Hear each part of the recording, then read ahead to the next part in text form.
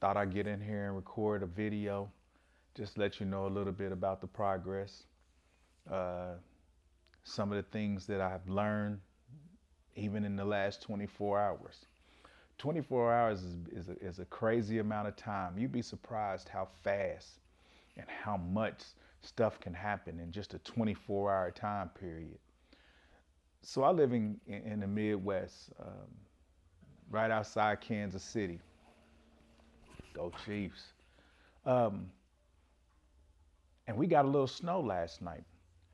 But I work for the school district, and I can tell over the last couple of days that everybody was kind of ready for a snow day. I mean, you could just hear the atmosphere around the whole district. I mean, all the teachers and faculty was just kind of talking and hoping for a snow day. Well, we got a snow day. Uh, but I must admit, it was probably the weakest snow day I have ever encountered in the history of my life. When I woke up, there was no hardly no snow on the streets. It was just some snow in the yard, snow on the houses, snow in the trees. But the streets was almost perfectly fine, but we had already called a snow day. But you want to hear what's even weirder than that? I didn't get the memo. I didn't get a text message. I didn't get a phone call. I didn't get an email. No, nothing. So I just assumed that I had to go to work. Now I got the notification in my schools that my children's school was closed, that their district was closed, but I didn't get the email that our district was closed.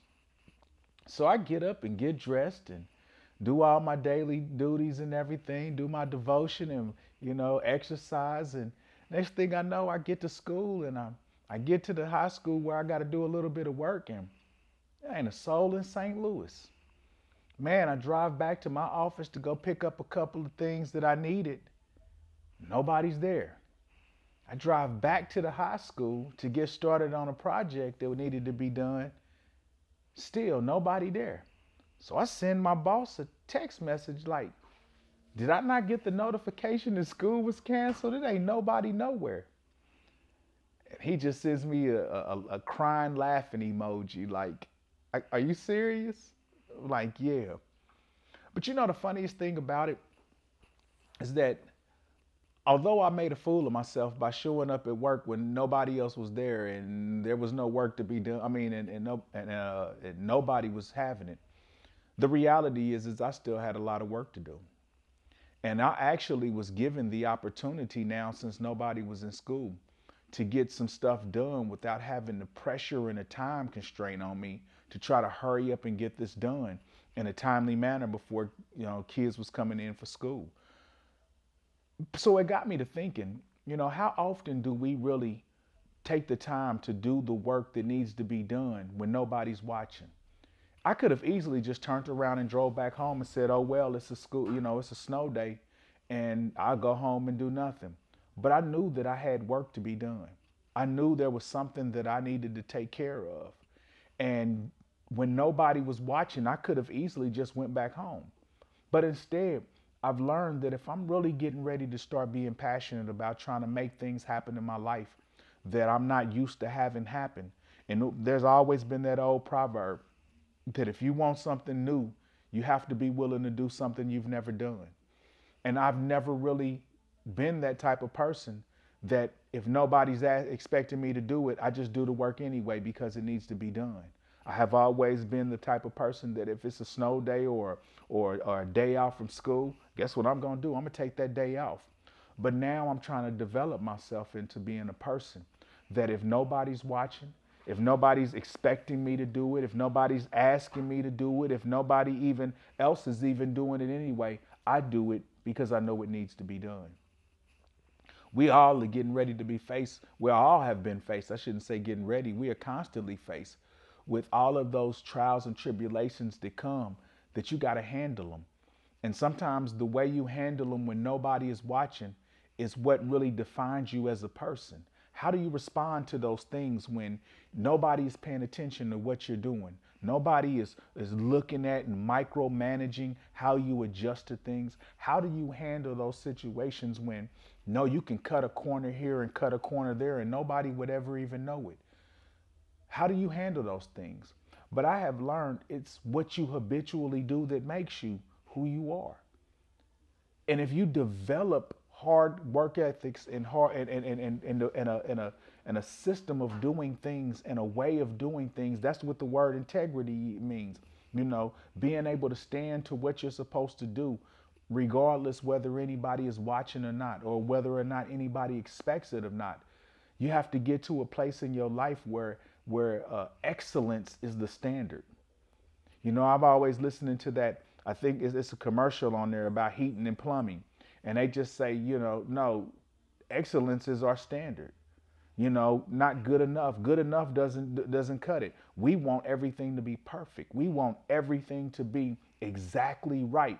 That's what the standard is, and I have to learn on working on to make righteousness and doing the right thing and working hard the standard, even when nobody's watching, even when it's a snow day and you the only person up at the dang school in the whole entire school district working. But sometimes that's what is required of you. Sometimes if you want to start your own business, you got to be willing on days when nobody else is around, when you can easily just go to bed or take the day off. But those are the days when you got to work hard to accomplish what it is that you're trying to accomplish when you're starting your own business. Sometimes when you're starting your own business or your own profession or your own life, you're the only employee that you have. And you got to be willing to hold yourself accountable. I had E.T. had this one statement that just rang true to me. It was something that always stuck to me. He said, "It's crazy how easy it is for us to hold everybody else accountable to what they say they're going to do for us. It's easy for us to hold people accountable and to demand to demand that somebody stick to their word when they say they're going to do something for us. But then when we say we're going to do something, or we give our word to do something, or we give our word to say we're going to do something, whether it's even to ourselves or whether it's for somebody else, then all of a sudden we don't hold ourselves accountable. We give ourselves a pass. If I say I'm going to get up and start making a video every day, and then it's a snow day, or I'm tired, or I don't really feel like it, and I give myself a pass, I wouldn't give somebody else a pass if they said they was going to do something. I wouldn't give my wife a pass if she said she was going to do something for me and she didn't do it. I wouldn't give my kids a pass if I told them, if I expected them to do something and they didn't get it done. But when it comes to myself, I'm easily willing to give myself a pass if at that moment I just don't feel like I want to do it. So we all have to start developing this standard of excellence if we ever want to see change in our finances, if we ever want to see change in our personal lives, if we ever want to see change in this world. We have to make excellence a standard. And that means sometimes working the hardest when nobody is watching. I hope what I'm sharing with somebody, man, really encourages somebody, because I know I'm not the only person out there. I know that this journey that I'm on to try to develop myself to be a better person I'm not the only person in the process of that journey.